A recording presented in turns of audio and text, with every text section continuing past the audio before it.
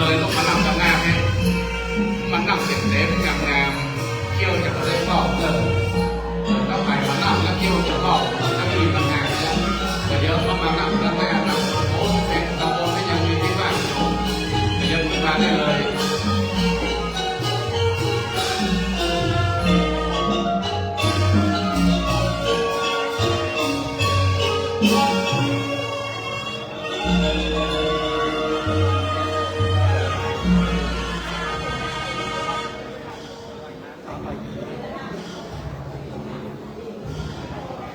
โอกาสปฏิเจ้าหน้าที่ได้จุดเทียนชนวนตั้งมั่นขอราธนาพระบัวดุลยานรังสีเจ้าหน้าตำบลสักกำแพงได้เมตตาจุดเทียนบูชาธรรมกับพิโมกกับจุลพลเบื้องหน้าองค์แสดงธรรมที่สัตพันธ์นั่นเล่นนะครับและขอเรียนเชิญท่านอนันต์สุพรรณรสประธานสภาวัฒนธรรมอำเภอสักกำแพงได้ตามเทียนบูชาธรรมประจำปีอีกหนึ่งเล่มนะครับ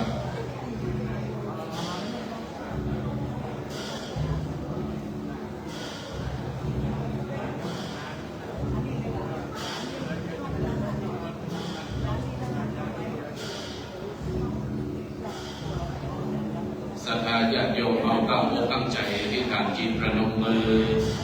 เขาจะได้น้อมใจกันบูชาพระธรรมเทศนาในการนี้กันที่6เอาอานิสงส์ในการบูชาธรรมประจำชะตาปีเกิดคนเกิดปีมะเสงหรือว่าปีงูน้อยมันจะได้อ่านย้ำฟังธรรมในพร้อมเพียงกันในการนี้นะครับ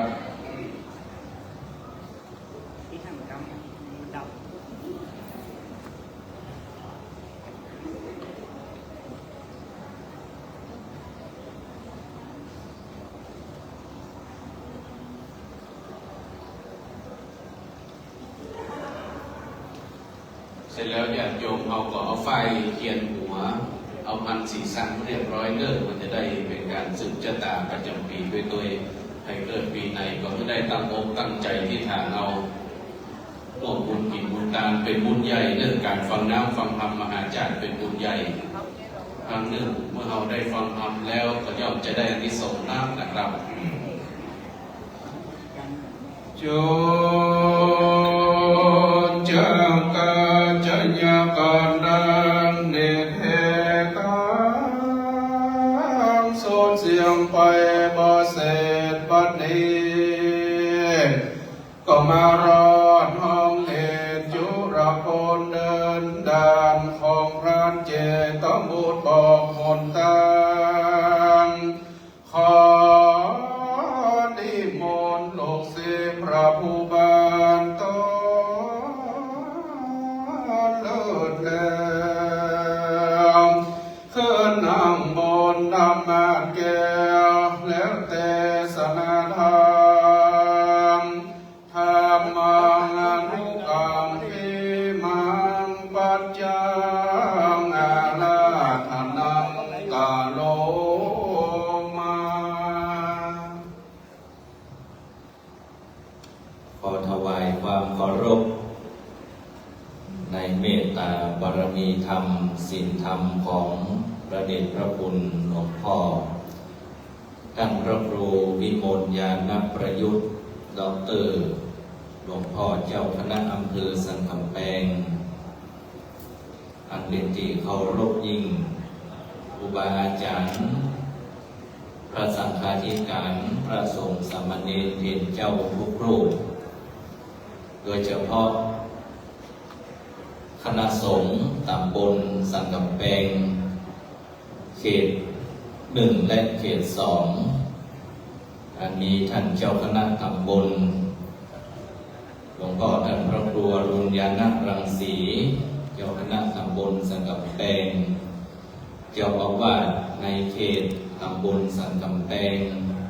ท่านอาจารย์ท่านพระครูบดีกาธราดลจันทปัญโยเป็นต้นทุกรูปทุกองค์ด้วยความเคารพ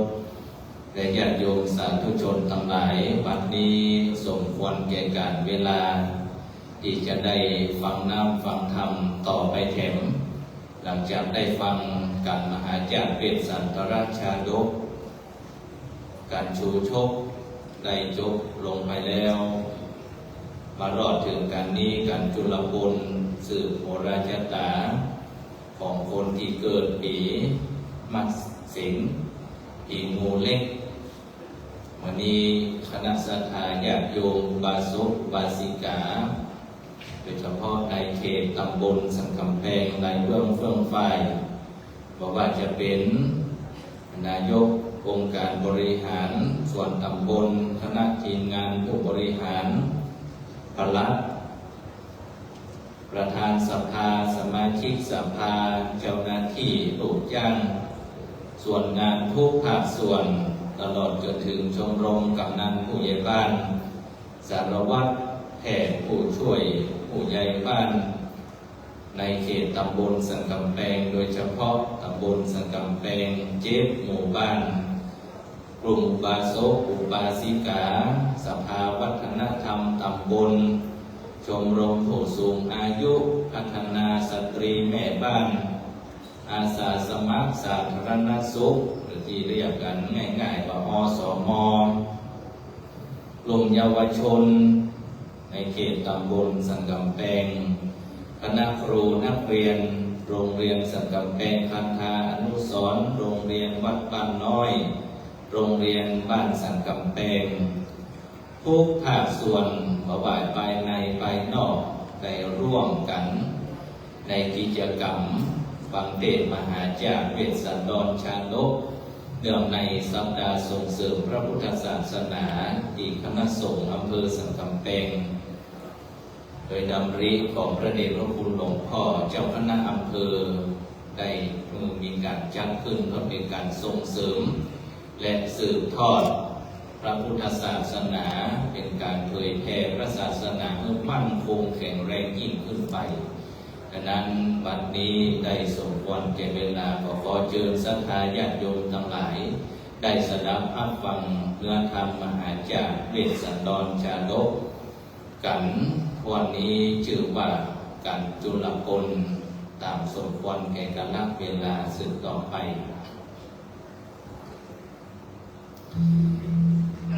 นะโมตัสสะภะคะวะโตอะระหะโตสัมมาสัมพุทธัสสะเอวังเจตาโกโตพระมังนังโพเจวะปัฏฐายาสัทธายาตัมสะมันโตโนโตเจวะปังกาเมสันเดจาคัตโตมาเกธาเปตัวตังเนนาทังโนเกเป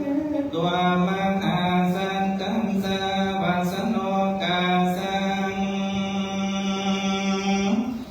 อาจิคันโตติรักขมันเตสนามาสวนบางพระเจตบุญผู้ใจงามยังรู้จักกาพรำผู้เท่าอิ่มโดยเขาน้ำโพจักอ่านแล้วก็เฮือตมพระอันใหญ่อันเต็มด้วยน้ำเพิงและขาข้างในเหลือสุขแห่งใสบ่เท่าเพื่อจะเป็นเขาไก่เขาพองพระเนื้อผู้จงใจฟังจักบอกที่อยู่พระเจ้าจังกษัตราก็มายุย่อแข่งฟ้าไปวาจีวังวาแก่ชินพระ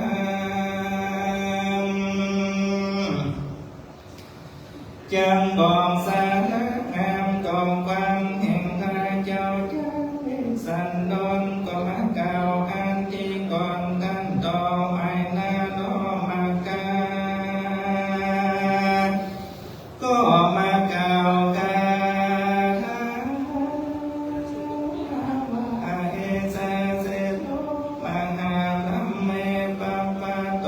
กันธรรมะตโน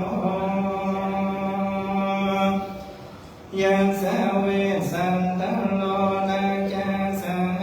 ปุเตสัมมาติดุลามะขามตั้งรำจงมาพี่กูจังบอกที่ฮือรู้ที่อาสาลมเขาโกงงามเลิศแล้วเตียนงอมไปด้วยโมแก้วและเห็นหาจิวว่าเข้ากันธรรมาตังทายาเวสันตันเจ้าจังอยู่เสพสังกตัมโพด้วยเมียตนเลิศแล้วกำตั้งสองโลกแก้วอุดมในอาสาลมที่ได้กันรำไปแล้วก็ยังหันบ่อยยาตั้งจุงก้อยกว่าเขาตามตั้งแต่เติงหากวันแสงกันนาคือว่ามีตั้งไม้ตั้งแบกแก้วใบบางไม้หกบางตั้งมุมไม้สังเกียงองค์กันเกียงไม้รังเลียงดอกจอไม้สังรอเปลือกบางไม้ยอมยางสูงบนเพื่อนเป็นดีนกแอวเล่นเลื่อนไปมาแห่แต่สังกุนาอันวันนกตั้งหลายงามเลี้ยงเสียงกองเกินคนละดมร้องเสียงเบานกตาเบาร้องเสียงสว่างนกลังร้องเสียงใสบินไปไกลจิ้มไกลนึก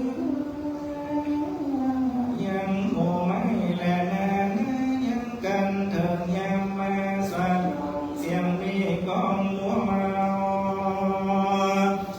เขาก็มีหัวใจจมจุนนักความเมินแรงแสนมาทุกแนนทุกดาวจับไปเป้าแลมไปต่างมีเสียงมันใจจ้าเหมือนดังเสียงที่แห่งนางฟ้าอันอยู่ในแหล่งและเมืองสวรรค์เจอนั้นถ้าบามุนยางก็มีอันแดดนาทำเมรุลาตั้นรำอันว่าปาฏิหาริย์ก็มาเต็มไปด้วยไม้ตาลบานสับรูไม้แอบเล่าอยู่ยังก็เต็มระวังทุกข้าผมเป็นป่าเป็นนาตุ้งเมืองน้ำแค่น้อยเป็นดังคนหากร้อยหากรองไม้ตันกองคงเป็นดอกก็มีที่ข้างขอบมากันสูงไกลตามาสุดพอมือดังปลายจอปลายตุงนั้นแบบลำตันรำไปนอนทันอันโผร่างการดึงกูจังเก่าที่อยู่เจ้าอุดมคืออาสาลมเจ้าจังอันอยู่ในป่าวังพนมไพรเรียไรไปทุ่งสะดอกแดนเขาออกหิมมาว่าลมก็มาจอยไปจอยมาบ่ละมาปัดแต่ไตทางกินนาแล้วก็มาปัดไปหอนปัดชิมมาใส่ส่งพัดเข้ากล่องตามตั้งเจตาผู้โตอันว่านายพรานเจตาผู้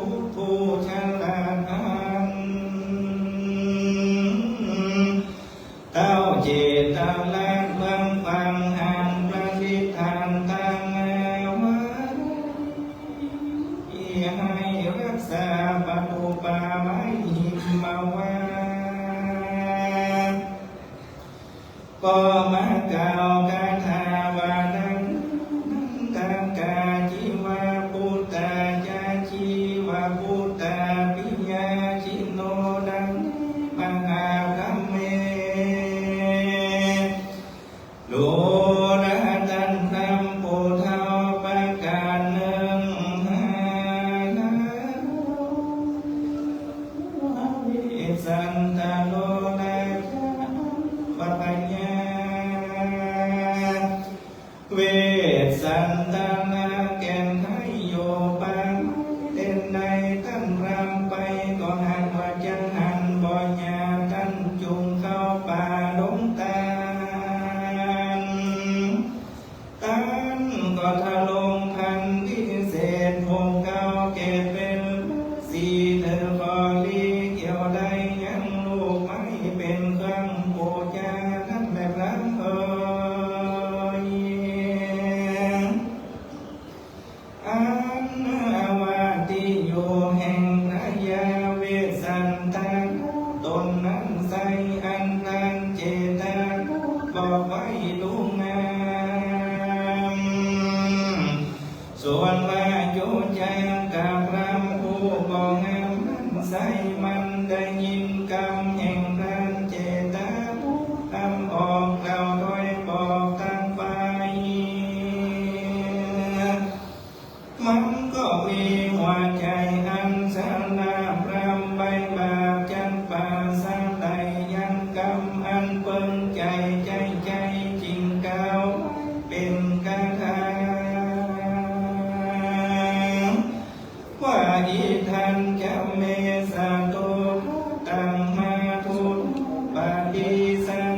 ตังมาทุปินนิกาสัตโยสันโตพันธังทัทาวิเตรานานิอาเจ้าในพลันใจต่อเจ้าใจมอลังกู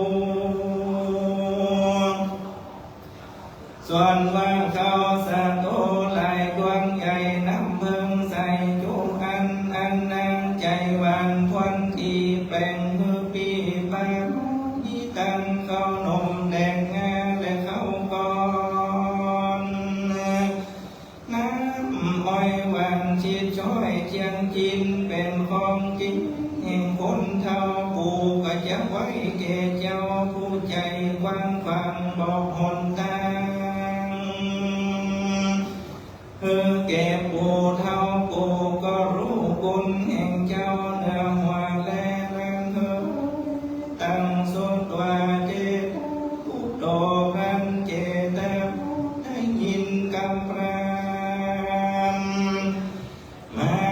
เก่าไว้มาใจเขาทำหามันก็มีการทาสะนองตอกเกล่าเฮือจอบกำพรามว่าดูแลตั้งรำผู้บอกงามมีแปดแห่งเขาพ้นเป็นเรือคนเดินไปสนไปกูก็หากบอกไว้อยู่อัน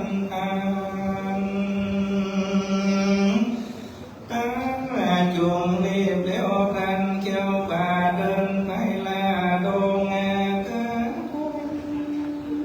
อันว่าของกินอันเปิ้งใจพอเป็นตั้งหากแบ่งไว้มือแก่ตนผู้คือว่าเขาศัตรูก่อนและศัตรูย่อยกินได้ก้อยแหลงมามีตั้งเข้านมแดงงาและเขาก่อนน้ำอ้อยหวานชีดโยทัดใจกูก็บ่เอาในพงท่านใดจังไว้แก่ตันหมู่เดียวอันจักเดียวไปนาเข้าสู่บ้านตั้งไก่แล้วรำเมดุลาตั้นรำอาโทรำการหนึ่งนิเจ้าราศีตนหนึ่งโยเสพสางดังปากฟังดงดีชื่อว่าอาจุนตาลือสีตน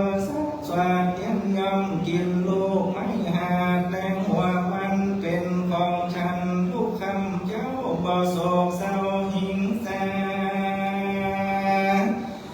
เกิดดำเมตตาภาวนาทุกเมื่อใจใส่เชื่อยินดีบวชเป็นจีเสพสร้างแฝงไฟข้างตั้งเดียว ก็บ่เขียวสักเส้นบ่ตื่นเต้นมองหามีทันตารำร้องเขียวบ่ยุ่งส่องข่าวงามมีหัวปีนตามไปด้วยฝุ่นบ่ซ้ำฝุ่นกันได้ถ้าลงสิ้นใส่สาโลดตั้นเข้าปวดก็สู้ใส่ตั้นใส่ใจเป็นพระตนองค์อาจบวนเก่ามาเป็นชันนาจำเอาว่าสีลุงนั่งสาไลที่ทวนยาวยิ่งล้วนหักปอว่าสามาเสดนอนเอือดินนาบ่มีสาดใบไม้ที่เจ้าเฝ้าลาดปูเนื้อดินศรัทธายินจมจอบไว้นอบนอบเนื้อกองไฟเปลี่ยวใสเรื่องหากอันนี้ก็หากเป็นเนื้อวัดแห่งเจ้าฤาษีตั้งหลายตาหน้าคำจุงก้อยเข้าไปได้โดดได้โดดก้อยข้างคดเข้าสู่ที่อยู่เท้าองค์งามแล้วจงทำ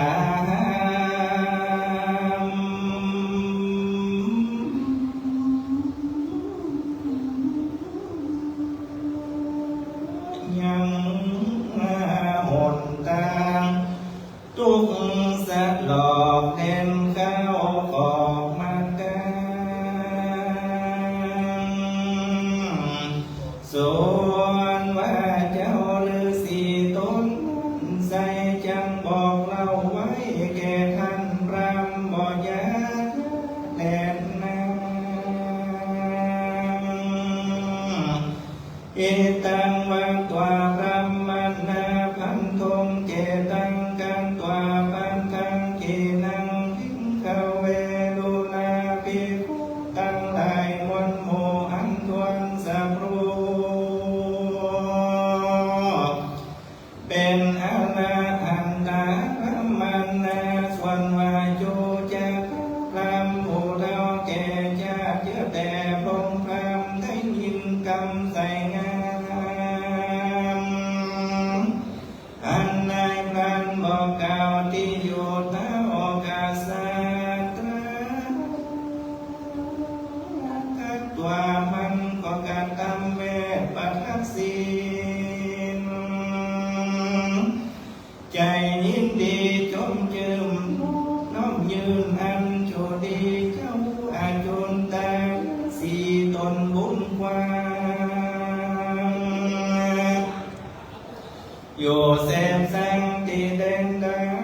มันก็เข้าไปที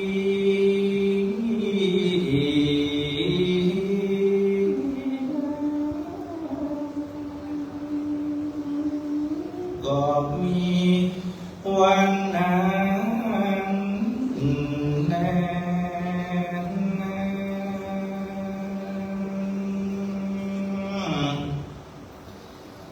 แต่โต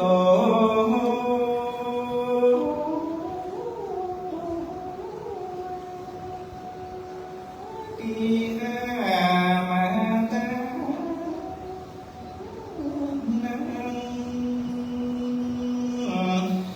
จนละบน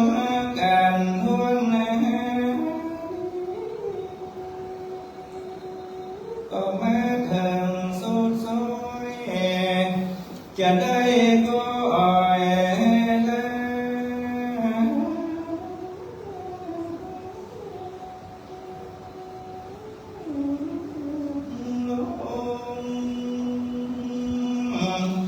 ขอ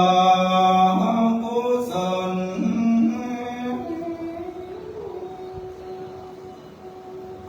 ดลบันดาลศรัทธาทั้งหลายตามความประสงค์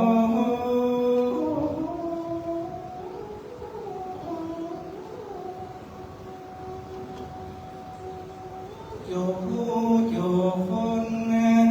ได้จื่อหน้าเถิงความสุขเมืองคนและเมือง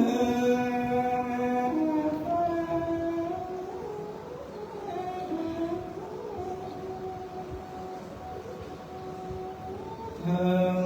ฟังกำนาคือว่าเวียงแก้วยอดมหา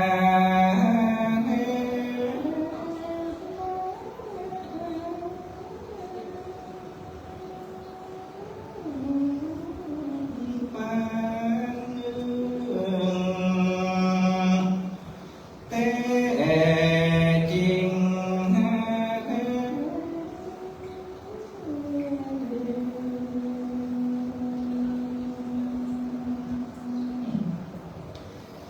จุวันนาวันนานาที่ตาขียามเก่ายามห้องโจรละบนอันกันประดาไปด้วยกัน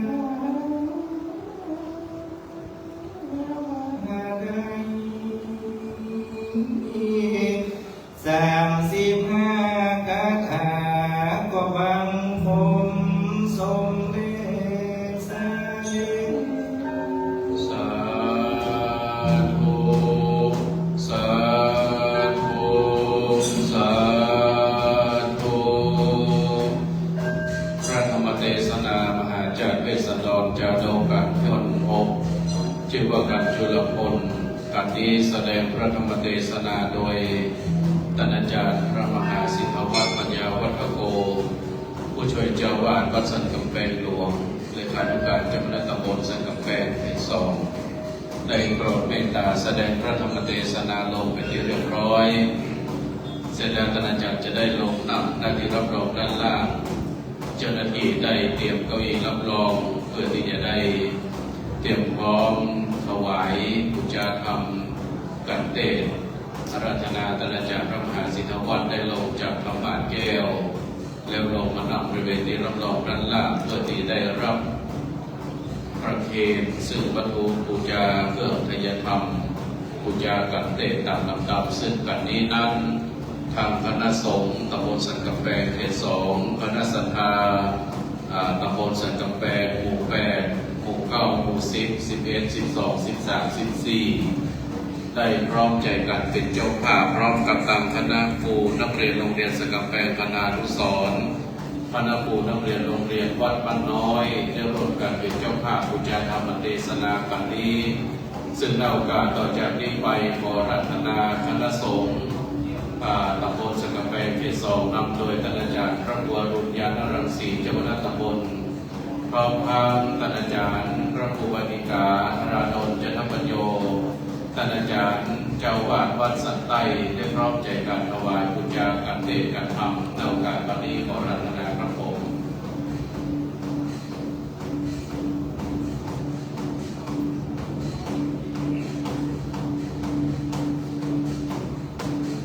สาธุหลังจากนั้นจะได้เข้าประเคนถวายแต่ละกันจะได้ขอเรียนเชิญทางสภาวัฒนธรรมอำเภอสันกำแพงได้เข้าน้อมประเคนถวายปัจจัยเพื่อสมทบทุนจะตั้งโรงทานของอำเภอสันกำแพงในวันนี้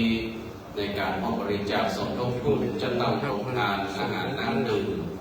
โรงทานก๋วยเตี๋ยวที่จะตั้งตลอดทั้งวันวันนี้ขอเรียนเชิญทางสภาวัฒนธรรมอำเภอสันกำแพงนะครับ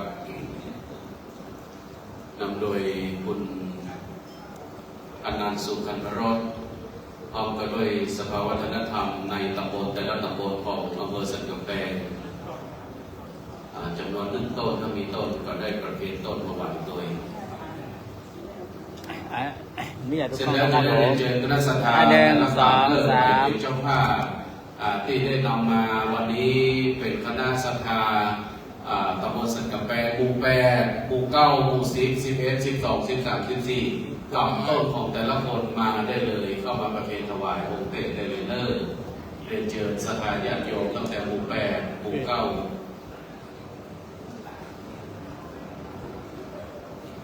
พร้อมกับทางคณะสัตยาเจ้าภาพใหม่มีคุณสุรดาประดับรัตน์1 ต้นนะครับคุณอำนวยปัญโยสุขคุณจันแรมแก้ววิริยาและก็พร้อมทางคณะภรรยาที่รวมกษัตริย์และนางสันทรายอีก1 ต้นนะครับ1 2 3โอเคครับจะดูปัจจัยพร้อมกันแต่ละกันวันนี้ต้องขออนุโมทนา แล้วป้ายไปทางเพศป้ายหมุนป้ายไปทางเพศโอเคนะดูกล้องนะดูกันนะครับผม1 2 3โอเคครับผมศรัทธาญาติโยมเดินทางมาหลายที่หลายทางทั้งในอำเภอสันกำแพงแล้วก็ใกล้เคียงต้องขออนุโมทนากับเจ้าภาพกุญญาทำกันเตะกันนี้ดูกล้องนะครับผม1 2 3โอเคครับผมคุณจันแรมแก้ววิริยาพร้อมทางคณะกัลยาณมิตรทุดงคสถานละนานอำเภอสันทรายแก้วเอาป้ายมาทางเพศหมุนป้ายมาทางเพศหมุนป้ายมาทางเพศโอเคโยมตำบลสันกำแพงดูกล้องนะ1 2 3โอเคครับผม11 12 13และ14เรียงตามลำดับเข้าประเคนถวายวัตถุทยทานเครื่องบูชาธรรมกันเต้คณะสัตยาตำบลไซบูนนี่อย่าดูกล้องครับผมนี่อย่าดูกล้องครับขึ้นมาตำบลได้เลยกล้องดูกล้องนะ1 2 3โอเคครับผมไปจะเป็นพี่น้องสัตยาคณะสงฆ์คณะสัตยาตำบลไซบูนพร้อมกับทางหมุนป้ายไปทำสำนักปฏิบัติธรรมดูกล้องนะครับผม1 2 3นักเรียนโรงเรียนวัดไซบูนรัตนศึกษาวัดสันโกโรงเรียนวัดสันโกสปรตำบลไซบูนอสมวาสปศิกาวัฒนธรรมชมรมเพาะบูชาธรรมกันที่7ชื่อว่าการมหาผลนะครับก็จะได้ฟังน้ำฟังธรรมกันต่อไปจากการที่6นี้ซึ่งการนี้นั้นดูกล้องนะครับผมก็ได้ดูกล้องนะครับผม1 2 3กล้องครับผู้พามชุมชนหลังจากที่ได้เดินทางออกจากบ้านจับจองจากเมืองกลิงกลาดไปเรียบร้อยแล้วตอนนี้เดินทางไปปะใส่ยังทานเจตบุญแล้วก็ได้มาพบใส่อจุตรศรีก็ปลากันเลี้ยงเข้าป่าอาหารต่างๆนานาคือผู้พามได้ดูกล้องหน่อยจังกระเทือนดูกล้อง1 2 3โอเคครับผมเข้าป่าอาหารแล้วก็การต่อไปมหาโพนเป็นป่าใหญ่จะผู้พามชูโชคจะได้เดินตามออกจากป่าดูกล้องครับผม1 2 3โอเคครับผมใส่ยังเครื่องของพนาลัยป่าใหญ่ต่างๆซึ่งมีทั้งพืชพันธุ์ธัญญาหารดอกไม้รวมไปทั้งบาดยาต่างๆก็จะได้ลำดับลำดาในการต่อไปอันนั้นแล้วก็ญาติโยมศรัทธาท่านไหนที่ฟังเทศน์แล้วใครท่านไหนที่จะบูชาธรรมเพิ่มเติมญาติโยมมาใส่ตั้งหน้าได้เลยใครที่เกิดปีมะเสงงูเล็กจะเอาปัจจัยมาหมอบสมทบใส่เพิ่มเติมญาติโยมใส่ได้เลยใครที่จะบูชาตุงเจ้าตาปีเกิดวันเกิดเดือนเกิดของตัวเก่าบูชาที่ของในการนั่นแหละเนื้อญาติโยมทั้งหลายแล้วเอามาแปะตำบลเขียนชื่อวันเดือนปีเกิดอย่างเรียบร้อยแล้วก็ปากันเอามาใส่ตำบลนี้ได้ต้องขออนุโมทนาวันนี้พี่น้องศรัทธาญาติโยม1 2 3ตำบลสันกำแพงมาฟังกัน2 กันตั้งแต่กันที่5กันชูโชคหรือว่าการทุ่มโจกแสดงโจกไปแล้วนั่นเป็นเขตปกครองคณะสงฆ์สันกำแพงเขต1พี่น้องศรัทธาตำบลสันกำแพง1 2 3ถึงผู้7มากันที่2นี้ก็เป็นการทุรพลกันป่าน้อยก็หมายมีคณะสัทธาตำบลสันกำแพงคณะสงฆ์ปกครองเขตสันกำแพงเขต2มีคณะสัทธาญาติโยมหมู่ที่8จนถึงหมู่ที่14ต้องขออนุโมทนาพร้อมกับทางโรงเรียนนะครับผม1 2 3โรงเรียนวัดพระน้อยโอเคครับผมถึงองค์การในโอกาสวันนี้ต้องขออนุโมทนาในกุศลศรัทธาของพระสาธุชนผู้ท่านต่อไปตั้งอกตั้งใจขอพรเด้อยะถาวาริวหาปุราปาริปูเรนติสาคลังเอวะเทวะนิโตทินังเปตานังอุปกัปปติอิจิตังปฏิตังตุมหังทิปเปวัสมิจฉตุสัพเพปูเรนตุสังกัป มาจันโทปนารโสยถามณิโชติระโสยถาปัตนี้บังเกิดได้ใหม่มีเจ้ามหาสมณะศรัทธาและมูลศรัทธาตั้งภายในและภายนอกหนภายในใหม่มีคณะสงฆ์ตำบลสันกำแพงเขต2นำโดยท่านอาจารย์ท่านพระครูอรุณญาณรังสีพร้อมกับโดยเจ้าอาวาสในเขตปกครองทุกวันทุกวาพระภิกษุสามเณรเถรเจ้าจุโตนโหนไปนอกหมายมีอุบาสกอุบาสิกาญาติโยมศรัทธาท่านทั้งหลายผู้ปกครองส่วนท้องถิ่นบ่ว่าจะเป็นท่านนายกรองท่านนายกสมาชิกเจ้าหน้าที่ผู้บริหารต่างๆพ่อหลวงผู้ใหญ่บ้านผู้ช่วยทุกผู้ทุกคนเป็นต้นเป็นเก้ามาร่วมกันบูชาฟังธรรมมหาจารย์เวสสันตรจาดกเรื่องในองค์การส่งเสริมสัปดาห์พระพุทธศาสนาของคณะสงฆ์อำเภอสันกำแพงในตีคาการบัดนี้ยังนี้ก็ขอได้เป็นหน้าบุญกับจูกัญญาตุนตัวแห่งท่านทั้งหลายอยู่ดีมีสุขอายุมั่นขวัญยืนพุทธิสิทธิจำเริญสะเทืองเมืองมาศโสธการบานงามวิรุณหิขึ้นกว้างขวางจักมุ่งมาศปรารถนาสิ่งหนึ่งประการใดก็ขอจงได้ปันอุดมสมสาราพุทธิดังได้ตั้งใจไว้ทุกอย่างทุกประการได้อยู่กินอยู่ตามสร้างสมปานบารมีกำจูพระศาสนาพระมุนีสลีสัพพัญญูพระพุทธเจ้าไปตราบที่รัติติการอันยืนยาวนานนักแก่งแต่ดีนี้ดังมคธาบาลีพระสลีสัพพัญญูพระพุทธเจ้าว่าชยสิทธิทานังลาภังโสธิภคยังสุขังพลัง